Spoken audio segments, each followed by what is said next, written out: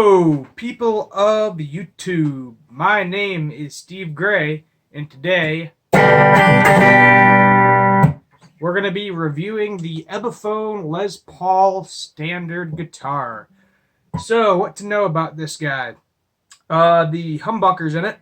Some people call them pickups, but technically these are humbuckers because they had the two coils going in opposite directions, which allows for noise cancellation, which is beautiful. Are just the standard stock ones. They're not the pro buckers on some of the newer models. Some of the new models do have better pickups in them, supposedly. Some people like them, some people don't. But these are just stock, probably mid-of-the-line Epiphone pickups. Nothing really special about them. The tuners on it are the Grover tuners. The nut, just some sort of plastic thing, not really sure.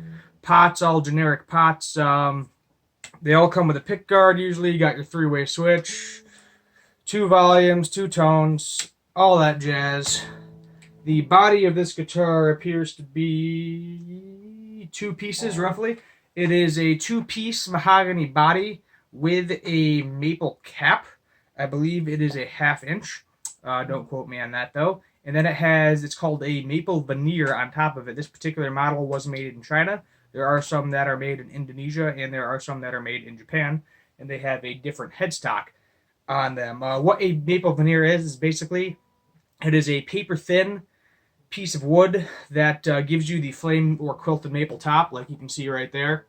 Got the flame maple going on with this particular one. And it's super thin, so that way when they put paint over it, it looks nice, basically. But if you try to sand the paint off of it and everything, you'll just get to the plain maple top underneath that veneer automatically. The neck is 1, 2, 3 pieces.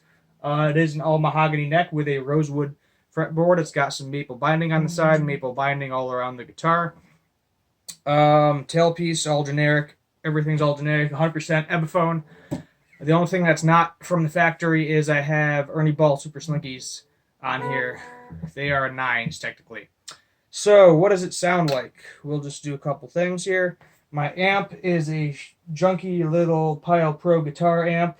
All my settings minus my volume are roughly at 5 or 6, somewhere around there. I'm just going to jam out on a G chord. I'll start with the neck pickup, which most people do not care for. I personally do not care for it in this guitar either.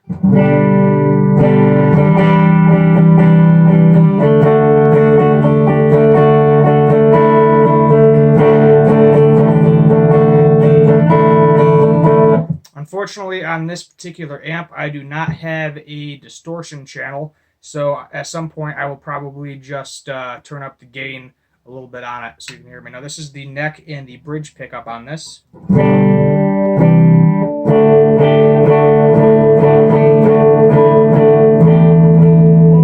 And then just the bridge pickup.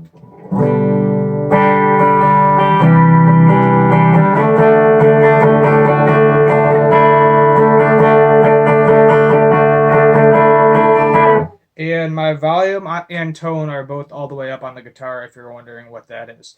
So, what do I think about it? I think it is a nice guitar, nice mid-range guitar. You can get one of these new, I think, for the $400 to $500 range. They do go up, some of them, the fancier, like limited edition ones, to the $800 range. You're getting in like Gibson Les Paul studio level there.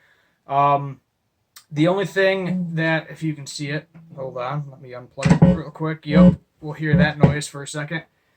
The heel joint right here. Some people really, really hate that. It is a blocky heel joint. So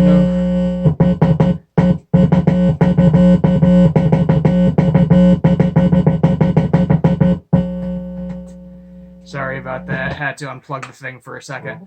But it is a blocky heel joint. You get that on some bolt-on necks too. If you have like an Ibanez, I know my one PV also has that as well. It's actually like a rounded back.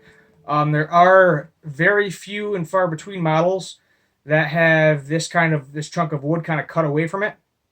If you can find one in Epiphone, there's very few. I know there's a 7-string. I think it's a Matt Heffy 7-string that has that cutaway.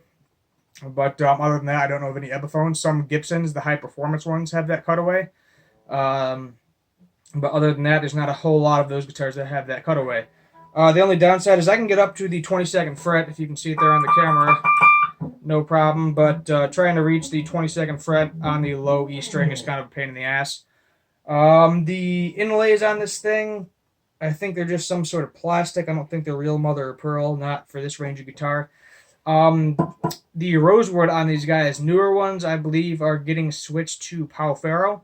It's like a type of ebony because rosewood is becoming more and more scarce. So the rosewood is slowly kind of fading away. It's only going to be on the Gibson higher end models at this point, unfortunately. But yeah, so as I said, Grover Tuners. It's a nice guitar, you know. This one is like a 2006 model, a little bit older, made in China, as I said. They actually have Japanese ones. If you can find them, they're going to be more expensive. They actually have the same style Gibson headstock instead of the kind of the two ears are cut off, I guess you'd call it, on the Epiphone headstock. What I would personally recommend is, if you don't like the sound of it but like the feel of it, like I do, get rid of the pickups.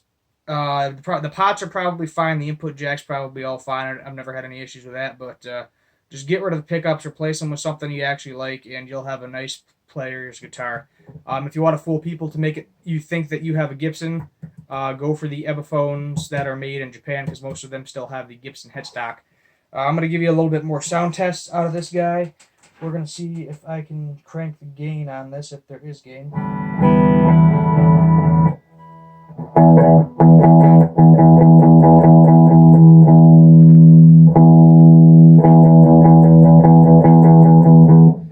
We'll just play a quick song that everybody knows.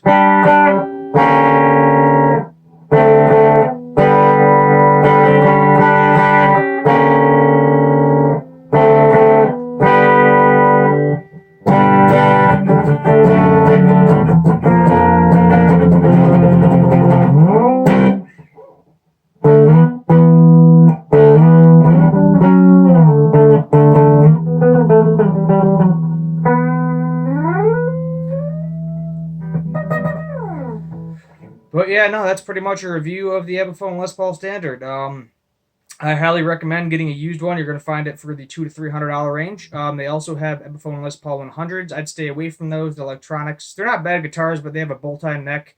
Some people prefer the set neck. They don't have the binding or anything. The pickups are slightly different too. They don't have covers on them. I think they're the same pickup. I could be wrong with that. Pickguard is removable, but you'll have a couple of holes sticking out if you do decide to get that. Some of these guys don't come with pickguards. You can get one that doesn't. Hardware-wise, I mean, if you want to replace the bridge, go for it with like a Graphtec or something, but I don't have any problems with this. It stays in tune perfectly fine. You may need a setup when you get them. I know most of them coming out of the Epiphone factory are pretty well set up. They're not going to have any pinching of the frets on the side where they stick out and jab your hands or anything. The actions might be a little bit too high or too low, but I mean, just do a quick little adjustment of the truss rod. You can probably, if you buy a brand new one, I'm pretty sure they'll set it up for you in the store anyway. But yeah, go check out an Epiphone Les Paul Standard. They're nice guitars. They play well. Only thing I would say is if you want to kind of customize it a little bit, throw some new pickups on it. Other than that, there's no problems. Rock on, my friends. Rock on. Remember to like, subscribe, leave a comment down below if you want me to review something, because I need more stuff to review since Final Space is over right now. My name is Stephen Gray. Also, make sure to turn on notifications. Forgot to mention that, I think, in the last video. So, like, subscribe, turn on notifications. My name is Steve Gray. Have a good one.